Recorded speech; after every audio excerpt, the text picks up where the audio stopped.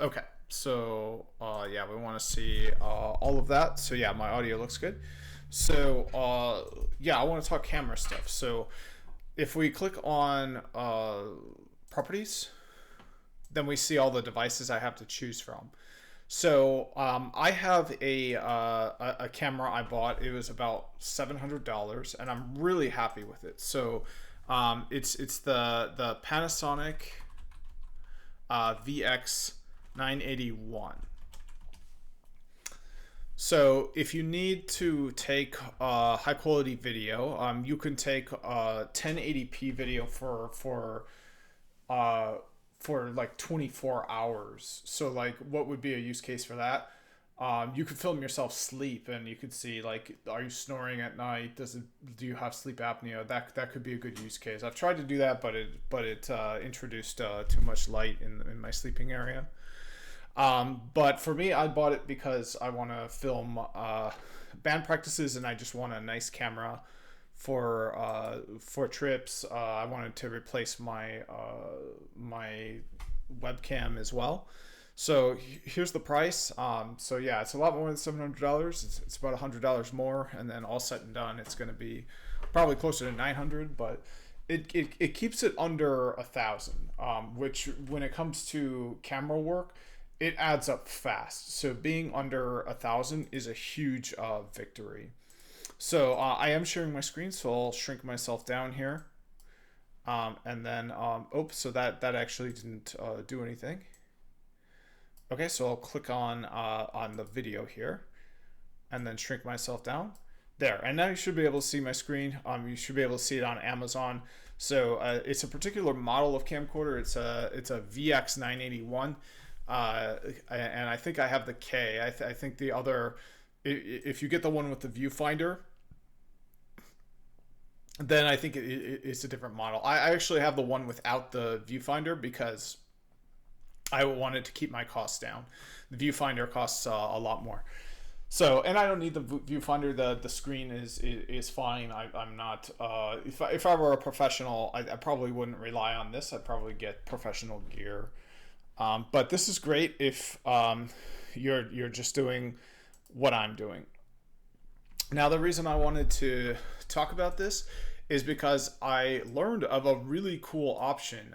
Part of this channel, kind of the reason for doing it, is to inspire people out there. Like, I'm terrible. Like look at any other tech YouTuber out there. They're probably better than I am. So, you can probably do as well as I can, if not better. I have a yellow square on my face right now. And yeah, I'm sure my audio is terrible. So, I just want to be that guy that gets up on the stage and like plays the guitar and just like sounds terrible, and like half the audience is like, okay, I'm gonna get up on stage next time because I can do better than that. So that's kind of my goal with the YouTube channel. Also, I want to keep studying, which is really important. That's what my priority is. Yeah, it just helps me focus. It's a good thing. It's been a good thing for sure. There's definitely a lot of ups and downs that comes with life, and I think this channel has been an up, and I'm 2 subscribers away from 1,000. Thanks so much, everyone. I love that you're really a part of this, helping this. People have reached out to me too. Yeah, it's just been a really good decision. It's not easy, but it's been a good decision. So anyway, getting back on talking about camera stuff. That's what I wanted to talk about. So what you're seeing now is a Panasonic 4K Ultra HD. You're seeing it with the settings being all messed up. I'm using the automatic settings on it, so you can see I've got a square on my face that I don't know how to get rid of.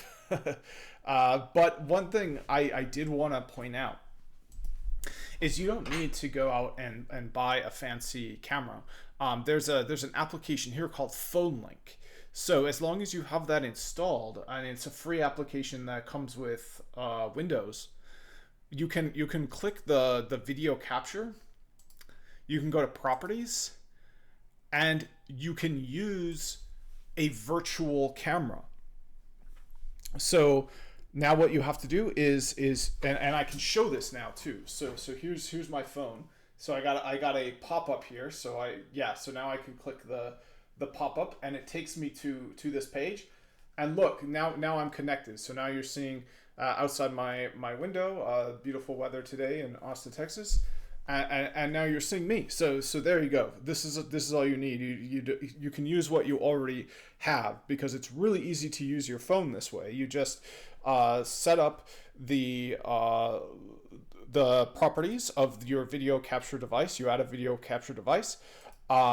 Before that, you set up this Microsoft application phone link, which is really easy to set up. You just follow through that. You can Google it, and then you start your Windows virtual camera, and it starts it on your phone. And now audio, you can probably do that from your phone as well.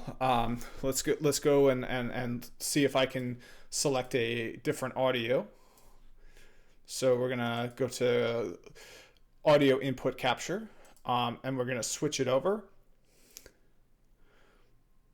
Okay, so unfortunately, it looks like you might not be able to do audio from oh, so this is from my VR headset, so not my phone.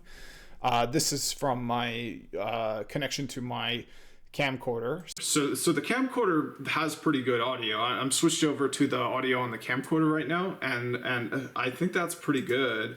You can also use your headset. I use my headset more for blocking out noise.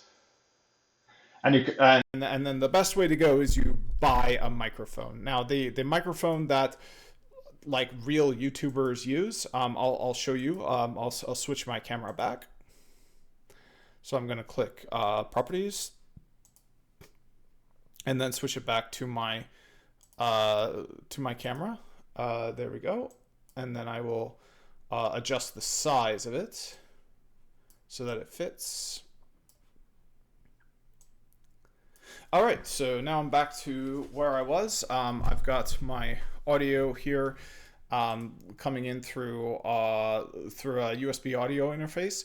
I've got my camera here coming in through a streaming card. So let me show that. So I'm going to do a streaming or a capture card, it's called.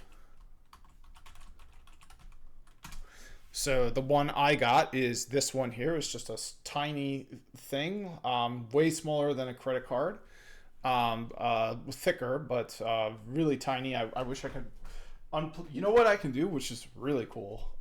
Check this out. So here's my video capture device. I'm going to go to properties. I'm going to change it. I'm going to change it back to the virtual camera, which it is. So now I have to select the push notification. It went away, so I can just swipe down and get it. I'm using a Android phone, so I don't know if this works with Apple. So I just have to click switch to back. Sorry. Yeah. So you know what? I can switch to back, and now I have. Now I'm using my back camera, which is the nicer one on my phone.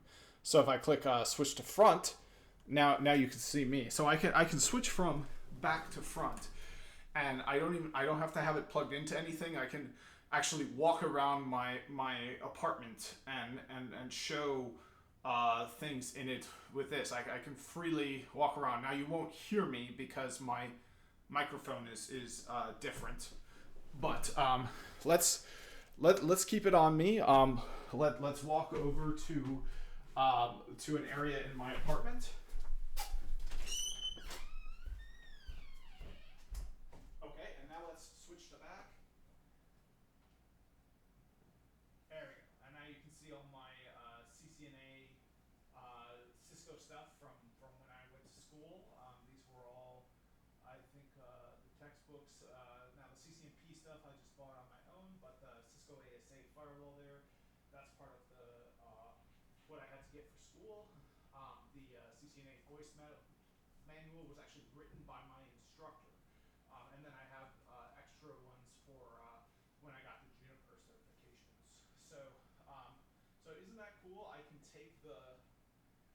take the camera with me, and I can take pictures of things in my apartment and switch from front to back with this connection here like that. Isn't that awesome? Okay, so next I'll show the capture card. So you'll see that it's just a tiny thing. So yeah, here's the capture card. Way smaller than a credit card. Thicker, but it fits in your hand like that. It would fit in your pocket, so you could carry it with you pretty easily. And then it has 2 slots, but I just need the one, so that's plugged in there, and then it plugs into the computer. It can plug into either USB-A or USB-C. So that's what you need, is a capture card, under $30. So there you go. You've got your capture card. You've got your camera, and let's switch back over to the camera. All right. You've got 2 different angles too, because remember, anytime I want, I can go to the properties. I can go to the virtual camera anytime I want. Now I have to go through the process here. I have to respond to the push notification. But now that I have, look at that. Now I'm switched over again. But you can have 2 different cameras. So I can click this plus here. I can add a video capture device. Okay. And now I have 2 shots. I have the shot of me from my phone here, which, I mean, you can get started today, and you can use your phone right now to make YouTube videos. And then once you really want to invest,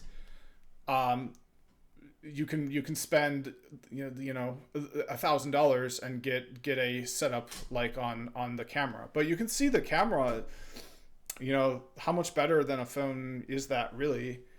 And if I switch to back, and I'm using kind of my nicer phone camera, I mean, how much better is a $1,000 camcorder than a phone really? And I don't even have a nice phone, so. There you go. 2 different angles. The one on the left is with stuff you probably already have. That virtual camera.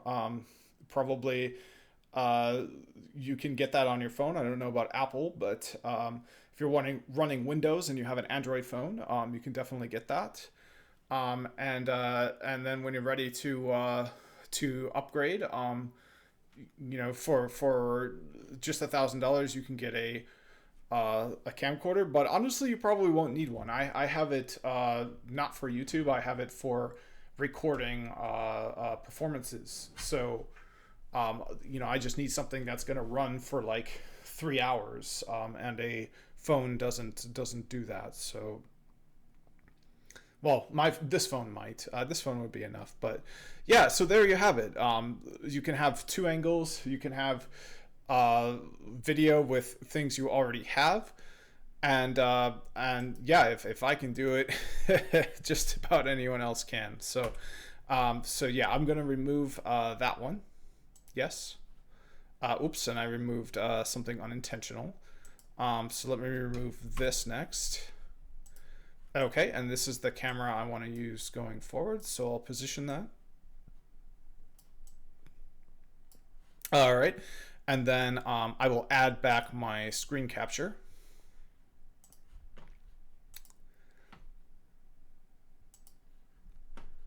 Okay, and now that was just an aside.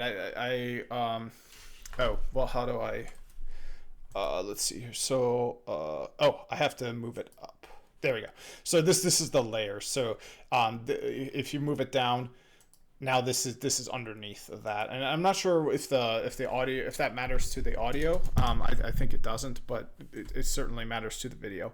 So yeah, not sure how to get that square off of my face. Yeah, the actual phone probably does look better, But yeah, there you have it. That's what I wanted to say. All right, so with that, uh, yeah, and then the other thing to mention is the cables that come with it. You might need to buy a longer cable, and then this one, there's HDMI, there's HDMI mini, and there's HDMI micro.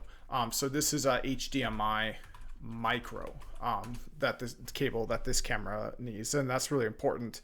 If you don't get the micro, it won't work. And the mini is not small enough. The mini is the mid size. All right, so let's keep making progress on what I was focusing on. I kind of picked what I was doing for a reason, and I feel like it's so far been still a good choice. So I strayed from the core content of this channel, which is all tech stuff. If we look at my playlists, we see all of them are really kind of deep. We can see I've got 53 videos of me reading a book word for word out loud, front to back, machine learning for network and cloud engineers. So, that took me a number of months just reading. And, that wasn't even actually sitting down, writing code and hashing through, like, building a project. That sort of stuff I did quite a bit when I was going for the JNCIE SP. I have real, if we just open a random one here, we will probably see, so we can see I have virtual devices in my home lab with a command line up. I'm more of a network engineer, so we can see extensive use of that lab and going in and applying configuration. We could also see quite a bit of usage of Wireshark. There's probably some in the screenshots. But in addition to that, we do have like in the Automate Your Network series, we have lab topologies here. So here's a lab topology in my home lab, and we can see we're on more than just network devices. We're also on a Linux machine, and so basically the point I'm trying to make is this channel has been about nothing but in the weeds tech for its whole existence. And I decided to take a little bit of a turn away from that recently. I decided to get through mindfulness-based stress reduction training from a free course online called Pelosi Mindfulness. And do I think that was a good choice in hindsight, now that I'm about 7 weeks through? I don't know. It's honestly hard to say. I feel like I want to say that it was, because this stuff is important to have a high base line of like happiness and bliss and feeling good. So like when things go wrong, yeah, it's going to affect you acutely. You're going to definitely feel it. But weeks, months later, you're not still, stewing in it. So that's important to me. In week 7, I learned about self-compassion, which is something I've struggled with in my life. So that's what week 7 has been all about, is having more self-compassion. And I find that kind of thinking does go a long ways to have more self-compassion. That being said, I do believe that actually being able to do stuff matters a lot. So I will be getting back to certifications, reading books, stuff like that after this course is complete.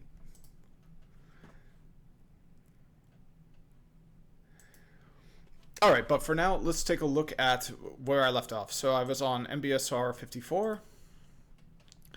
So the next video would be my supplemental informal and formal practice. And then the final day of week 7 would have been October 13th. But it looks like a week got by on me. I'd actually been... so that would have been the last day on the 13th. Yeah, it looks like I didn't finish up that week 7 there. And then this week has been kind of unexpected. Uh, so I'm a week behind, but that's okay. Let's finish it up right now. Okay, so all that we've got left is the informal and formal exercises. So let's pull that up. So we're going to go to my Mbsr folder. We're going to go to the formal and informal.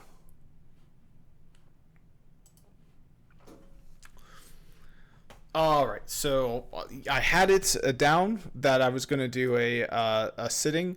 So let's see how many I got so far. So I've got 1, 2, 3, 4, 5. Okay, so I only need one more to satisfy the requirements.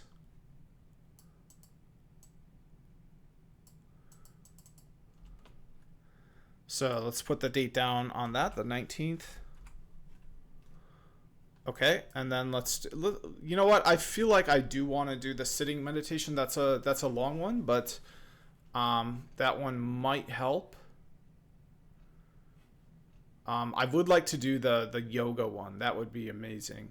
You know what? I did yoga 1 as part of it, so let's do yoga 2. I feel like that'll help. I might have to turn off my camera for this though. Okay, so I'm gonna do yoga 2 right here. I am gonna turn my camera off for it because I'm feeling bashful about it. And this is not a yoga channel at all, so don't expect to see a yoga instructor on the other side of the camera. So there's probably nothing really to see anyways. Okay, and then what else we got? So we got informal as well.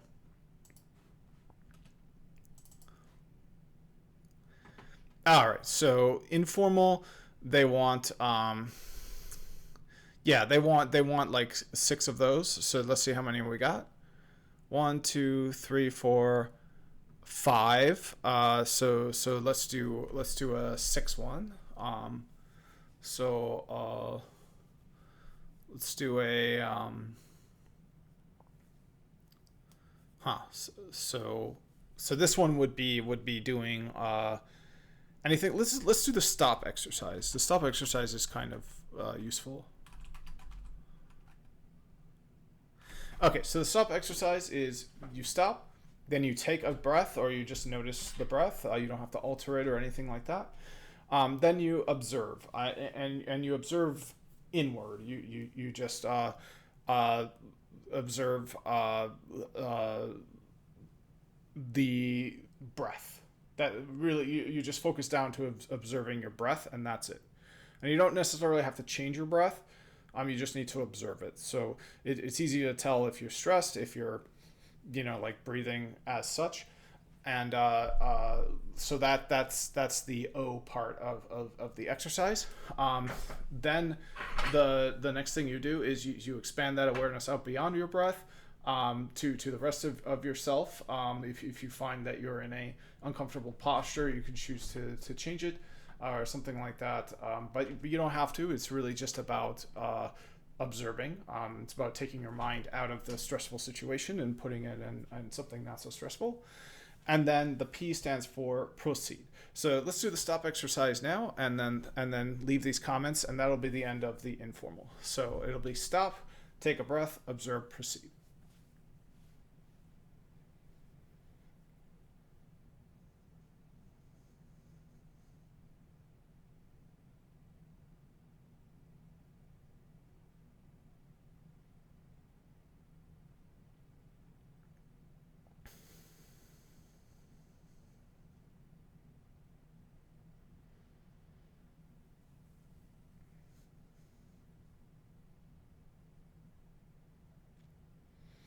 All right, so that's it. That's the stop exercise. You don't even have to close your eyes.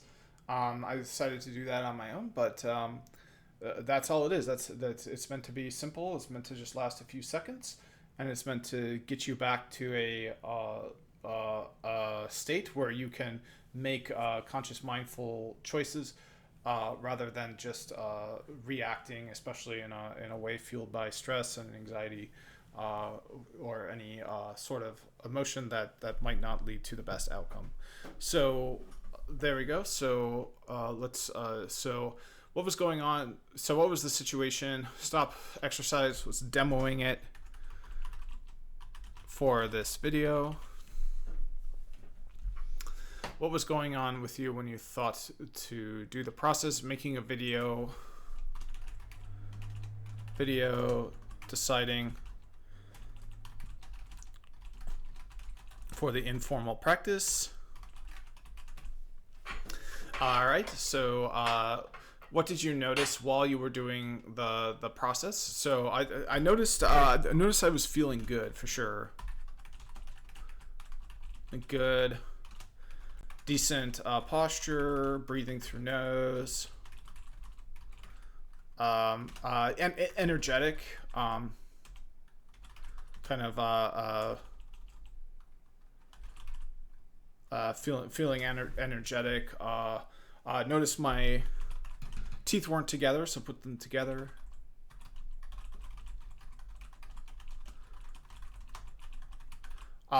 Notice shoulders were a little forward, so I put them back.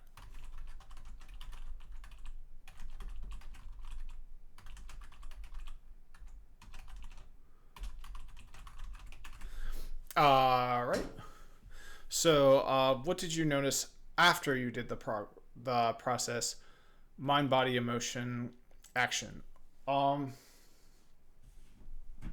That's a good question. I kind of. I guess I noticed my posture's a bit better. Notice my posture improve. All right, and then what did I learn? I learned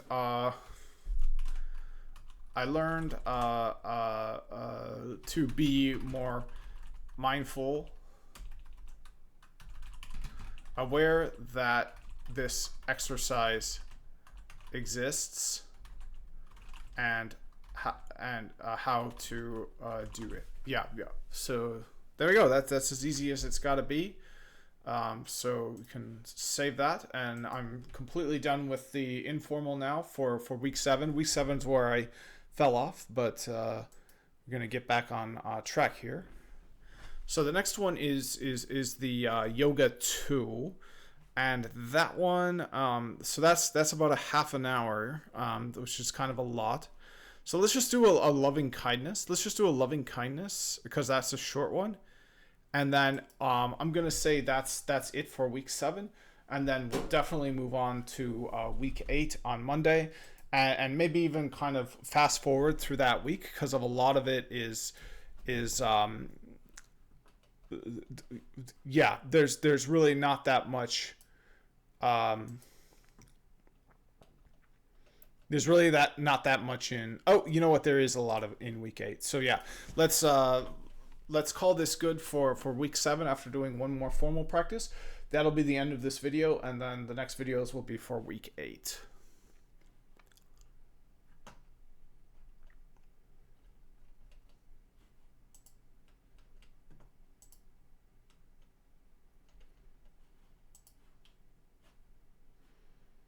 Okay, so we'll do the loving kindness because that one's shorter. I don't have a lot of time.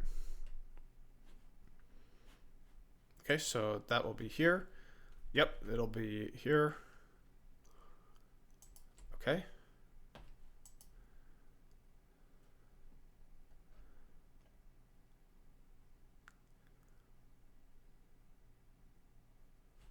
All right, so this is 13 minutes, so let's do this one.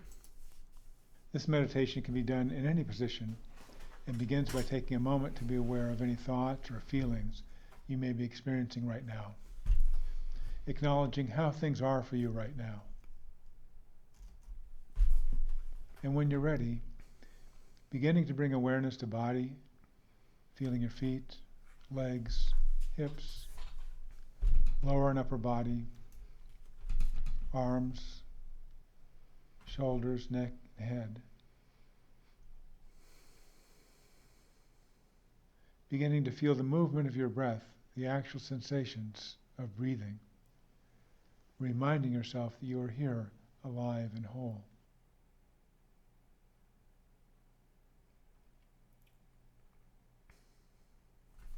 When you're ready, you might bring to mind the image of a person you know or you've known in your life to be loving and kind to you, someone who easily evokes feelings of warmth and love.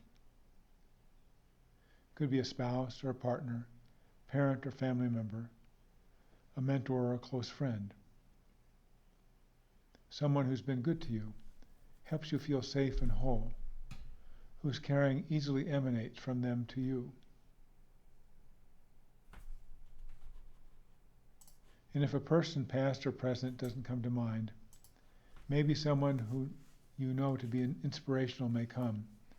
Someone it is easy to imagine sending wishes of well-being to, wishing them well. And if it feels right, imagining saying to them, "May you be happy, healthy, and whole." While you're saying this, picturing them receiving your wishes for them, seeing them close to you, hearing your whispers of goodwill. May you have love, warmth, and affection. May you be protected from harm and free from fear. May you be alive, engaged, and joyful. And may you experience inner peace and ease. You may have your own words and wishes for them, so feel free to use words that resonate with you.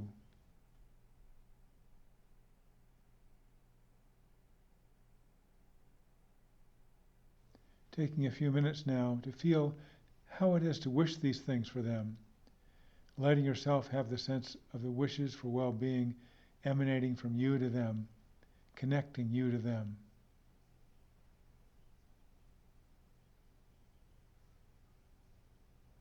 Noticing how it feels inside you as you send these wishes of well-being to this person you love or care about.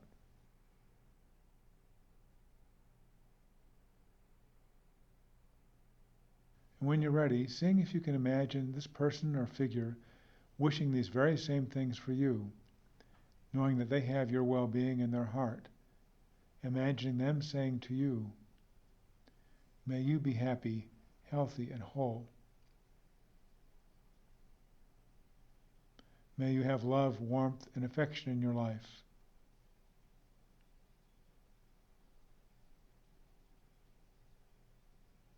And as you imagine them saying these words to you, imagine them close to you, feeling their presence in unconditional love.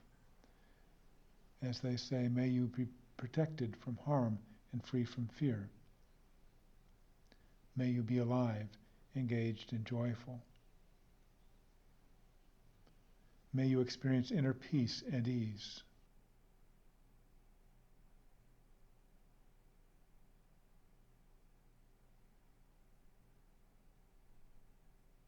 Letting those feelings wash over you, feeling their unconditional love and caring for you. Letting the feelings of love and safety grow in you, knowing there is nothing you have to do to deserve these feelings and wishes, that they are given freely, without condition.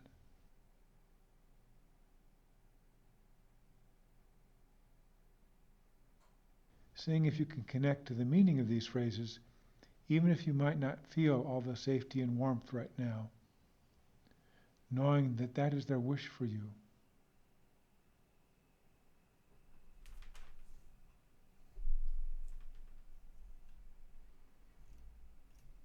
And now, seeing if you can have these wishes for yourself, hearing yourself say to yourself, "May I be happy and healthy and loved. May I be safe and protected. May I be alive and free. May I experience inner peace and ease."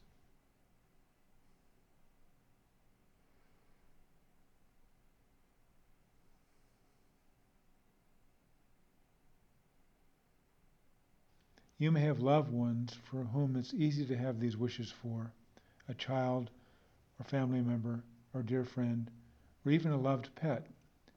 And if it feels right, saying to them, in your own way and with your own words, may you be happy and healthy and loved in your life. May you be safe and protected and not suffer. May you be alive and joyful. And may you have inner peace and ease.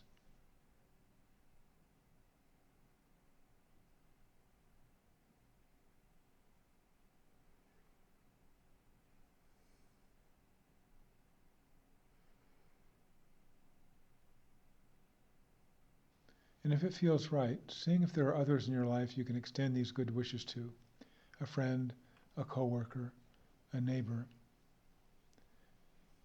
saying to yourself, to them, may you be happy and healthy and loved in your life. May you be safe and protected, free from harm. May you be alive and joyful. And may you have inner peace and ease.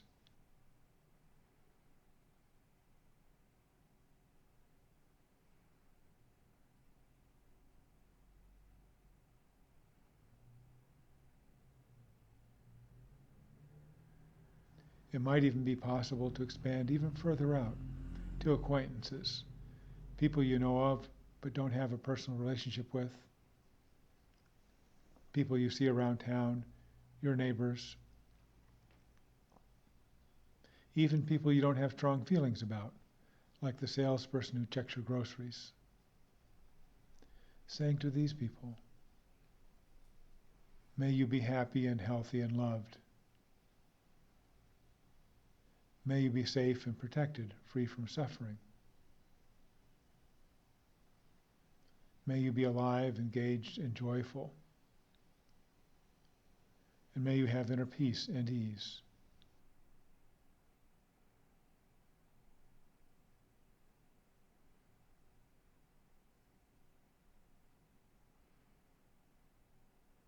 And even if the wishes aren't infused with the same warmth and love as they were with a loved one, seeing if you can extend the wish without the expectation that it should make you or them feel in any particular way, connecting with what these wishes represent, keeping these people in your awareness as you send these good wishes, wishing for them to be healthy and whole, wishing for them to have aliveness and love in their lives.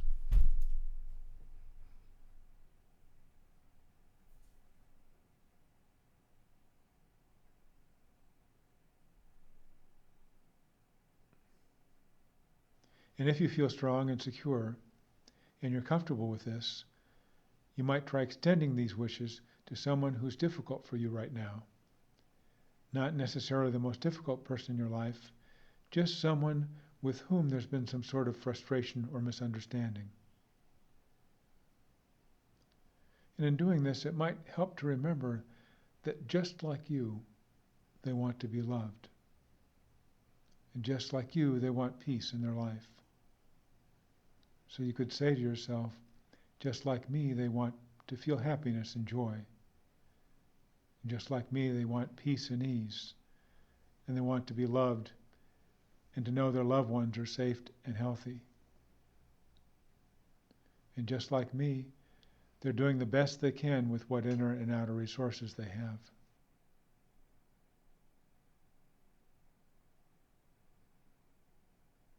And if this feels possible to you, silently saying to them, may you feel peace and ease. And maybe remembering that if this were really true for them, they would certainly be easier to get along with. May you have love and warmth in your life. May you be happy, healthy, and whole.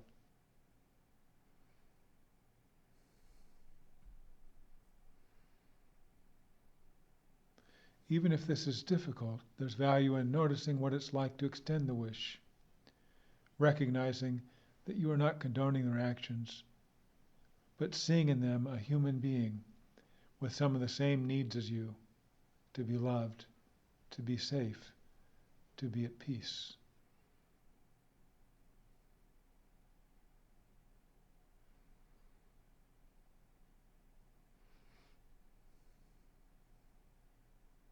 And if this is possible, remember the circle that began with yourself and the persons that you love the most, and family and friends, extending that circle to include all the many people you don't know and who may live far away in other countries or cultures, and saying, may you be happy and healthy. May you have peace and ease. May you have love and warmth in your life.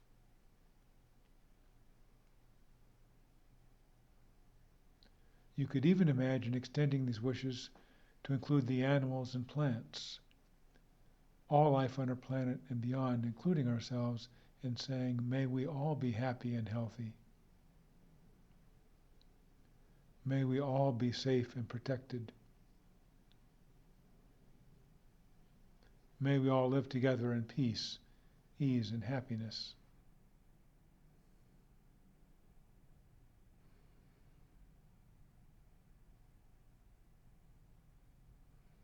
And now, as this loving kindness meditation comes to an end, taking time to appreciate and feel what's been generated through this practice. And even if there have been difficult parts of this practice, knowing that this practice has the potential to increase your sense of aliveness, of connection, and of belonging.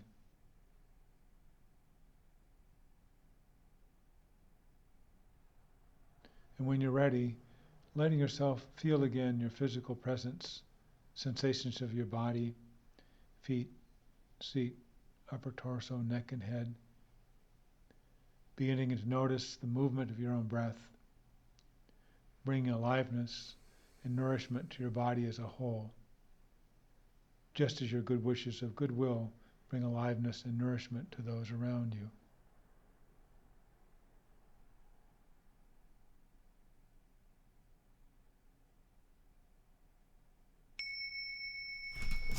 Okay, so there we go. I'm not going to listen to all three of those bells.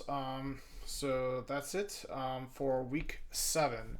Well, I need to leave some comments still. So we did the loving kindness rather than the yoga. We did it on the 19th. Okay, and now just some brief comments. The first start part was yeah, so lots of vivid imagery.